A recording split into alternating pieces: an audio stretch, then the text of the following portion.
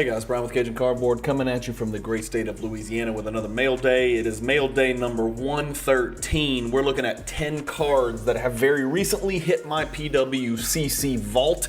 That's the way I do things. I don't want to waste any time. If you like the way that I do things on PWCC, if you're interested in vaulting, if you're interested in buying or selling on the PWCC Fanatics platform, reach out to me on Instagram. I'm easy to find, Cajun_cardboard, or check out my YouTube description for various ways you can support the channel. Here we go.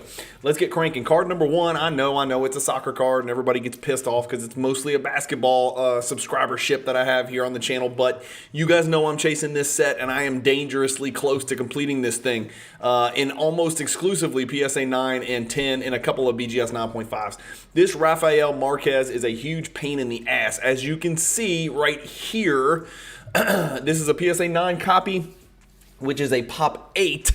And there is only one graded higher. I swear to you, there has to be some of these cards are more short printed than others. Rafael Marquez, Hugo Sanchez, Marco Van Basten. There's a couple of historic greats that are no longer playing, not active players. Some of their cards seem incredibly rare, and they just don't show up in any condition, any way, shape, or form, let alone PSA 10, which is kind of the pinnacle in what I was trying to do with the whole set. 50 cards, 50 PSA 10s, not going to happen. So this is a placeholder until I find my hands on that one PSA 10 Rafael Marquez. I'm getting close. One of these days I'll do a video for you showing you the whole set. I promise.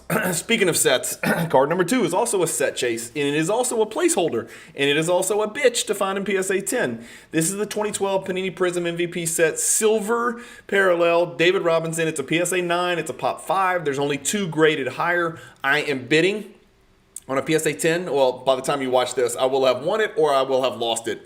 I know mega bid is a bad word. We'll say super bid. I have super bid, except I do have the intention of paying when I win it, which I've never not paid for an auction. You can do your research and scour all you want. I have never not paid for an auction. In fact, I have a great story the other day where I was going too quick and I was trying to buy an Anthony Edwards. I think it was like a second year, maybe a third year gold Prism.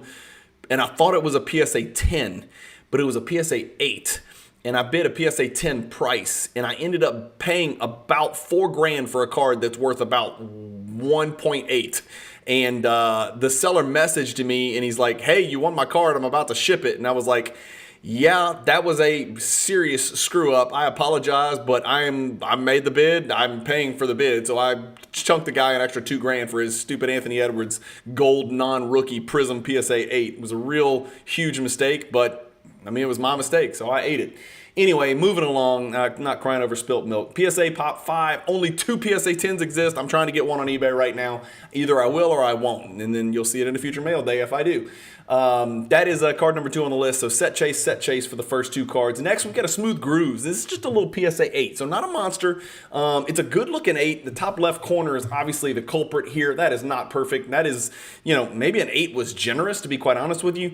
This card is interesting because the word smooth and the word grooves, those letters, that font is not supposed to fit on the card. So it almost looks like it was trimmed at the top and the bottom. But the wavy stuff in the background with a wavy Nick Anderson and a wavy Jordan back there is pretty cool. It's a very cool card indeed, and that's what the back of the card looks like right there. But the good news about the Smooth Grooves is I just needed the baby because I already had the 10. So here's my 10. I've got the 10, the 8, and as you guys know how I collect, I like the 10 and I like the 8. And so when I have it, I call it a PSA 8-10 pairing, and I can put it to bed and I am done. That is what the top left corner is supposed to look like on this bad boy PSA 10. So Smooth Grooves PSA 8 in the holster, in the collection. I am done, and I can put the Smooth Grooves insert to bed. That's a card that you'll obviously see on the Michael Jordan Hierarchy project. Now I'm going to whip through a bunch of these real quick. Let me just get to where I can, yeah, there we go. Okay, so these are just a bunch of those Skybox USA Jordan cards. There's a bunch of them, okay? So PSA 8, PSA 8, come on, PSA 8, PSA 8. How many more of these do I have? Okay, and then this is where I took a massive detour, and you guys are going to be asking. You may have seen this on one of the past PWCC weekly auction recaps that I did on a Monday, but you're going to be like, where did this come from? This is not you. This is not what you do. It's not even game worn. Yes, I know all of these things. I get it. It's just I felt like it was very rare. First of all, people hate 8.5s, and so I might crack this and try to put this in a PSA 9. I wish me luck. Maybe it'll work, maybe it won't. Maybe it'll come back PSA 8. Shit, I don't know. I don't like it in 8.5 either, but it's a big ass thick card. It's a double laundry tag with a partial Logoman for LaMelo Ball. It's very rare that you see rookie cards, and Immaculate is right beneath, Flawless and National Treasures, Immaculate's there with fill in the blank other ones, Noir and all that crap, right? So it's a high-end product.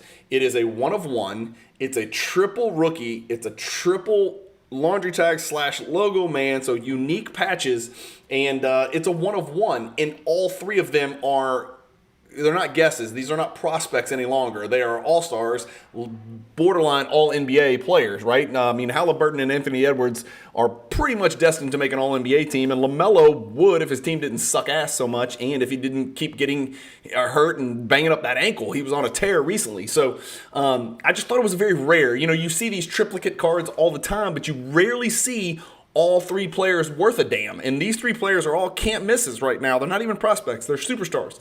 So I struck while the iron's hot. I can't remember what I paid. I paid like $4 grand, something like that. Maybe $3,700. I can't remember. Something like that.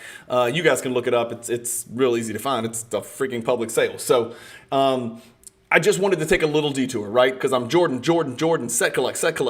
And I really, really think highly of Anthony Edwards. And I searched Anthony Edwards, and then I stumbled across this, and I was like, damn, this is better than an Anthony Edwards second-year gold Prism. This is better. I like this more. And so the thought to myself is like, how am I justifying a non-game worn laundry tag or Logoman? And the way I'm justifying it is if it didn't have any autographs or any patches on it, and it was still a triple one of one rookie card in Immaculate for these three players, it would still be worth a few $1,000s. And so whether it's actually the uniform that was worn in the game or not, in this particular case, it's still a triple one of one rookie card for those three fantastic players. And so for that reason, I picked it up. Comment below, you can call me names or whatever, but it was time for me to kind of like take a little detour for a second. And so that was my detour transgression, if you call it, my non-Jordan. I was cheating on Jordan with a side piece. Let's put it that way. 97 Finest Refractor PSA 10. Won this one last night in the PWCC Weekly, and you can go check it out. There it is. I got it for $1,770 on November 26th. The sale before was $1,980, and then the sale before that is the one that I called into question. I don't know if it got paid or not. It's still showing up in Card Ladder. It may or may not have been paid. I have no idea. I just knew that was not an appropriate number. 3,840 was a almost 100% jump from the sale before that in the exact same auction house from exactly 1 month before. I think it's about a $1,700, $1,800, $1,900, $2,000 card. So I was very happy with getting the card for $1,770. I was willing to go up to $2,000 to get the card and maybe even a shade over because there's not a lot of them. As you can see, it's a pop 23. There's been a good chunk of them graded, 132 by each of PSA and Beckett, 264 total. The gem rate's 17 for PSA, not super high for refractors, which normally grade a little bit better. So I was happy to pick it up for $1,770. That's what the graph looks like, guys, over the here. That's 2 years. That's not any good.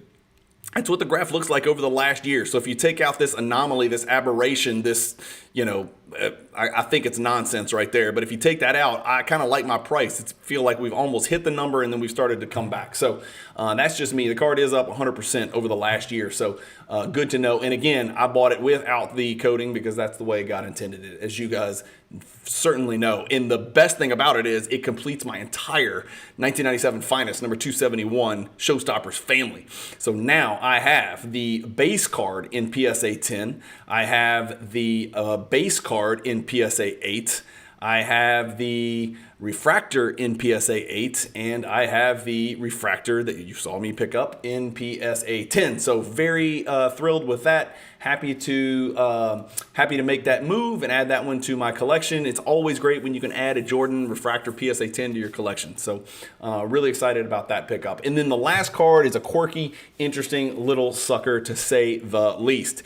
It is a 1990 Bulls equal Michael Jordan card number 1. It is a PSA 9. And you guys know I don't collect 9s, but I have started to think a little bit outside the box, okay?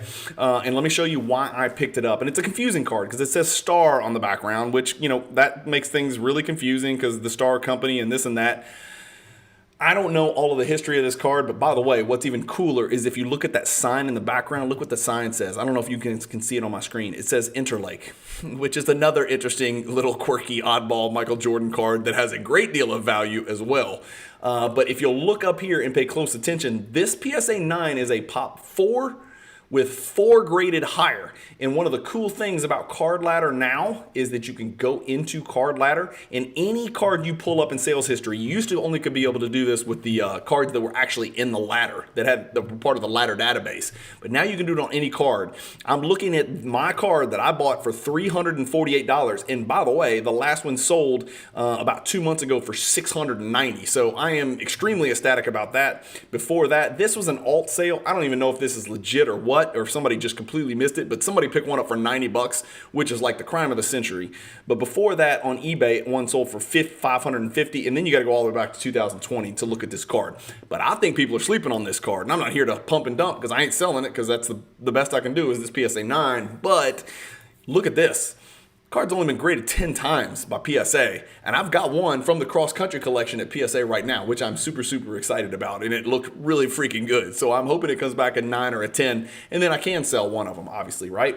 If it comes back an 8, well, now I've got a 9 and an 8. Whatever, it is what it is. But 10 cards ever graded by PSA, that seems interesting to me. But that's it, guys. That kind of does it. That is the last card. Going back to the list, we've got 2 set pieces, the Rafael Marquez and the David Robinson. Not the grades that I wanted. I want them in PSA 10, but we're going to have to make some concessions if we ever want to complete these sets, which seem to be taking forever. Shit, I put the damn 1986 Fleer PSA 10 set together quicker than these 2 damn sets. They're driving me freaking bananas. First year Prism, both of them. So I think the sets are going to matter and they're going to be relevant long term. I'm not worried about costs and you know, future investment stuff and all that. But damn, these things are taking a long time. But I guess that's the idea. If the set is that hard to put together, then maybe it'll have some lasting value. The PSA A to go along with the PSA 10 smooth grooves, then 4 baby Skybox USA Jordans in PSA 8. Then my non-Jordan transgression, my side piece, the triple patch, Anthony Edwards, LaMelo Ball, and Tyrese Halliburton. The 97 finest refractor, number 271, the Showstoppers refractor, which is a very low pop card. I'm very happy about that. And then the quirky little oddball equal card at the end. That's it, guys. That's the end of mail day number 113. I appreciate you guys watching. If you like my mail days, if you like the channel, hit the like button. It helps. I know the like button doesn't make me any money, but it helps me with YouTube and it helps grow the channel, and it helps build to my legitimacy and my status in the world of content creation. I feel bad because there's some people out here, you know, with high-res graphics and high-res audio and visual, and I just kind of click record on my little laptop in my office with a $48 microphone and a $28 you know, webcam or whatever you call those stupid things. And I do my best, and so I'm always going to trail in that capacity as far as the audio and visual quality, unless someone wants to come work for me for free. I can't pay somebody to do anything with this channel to make it better. But I appreciate your time, and the like button is the thing you can do that would help me the most. The other thing you can do is, if you read the YouTube description on any video that I ever produce, you'll see there's 4 ways that you can actually help support the channel. Read through those 4. I'm not going to waste your time here. I hope you're having a great weekend. Keep collecting. Stay positive in the hobby. And peace.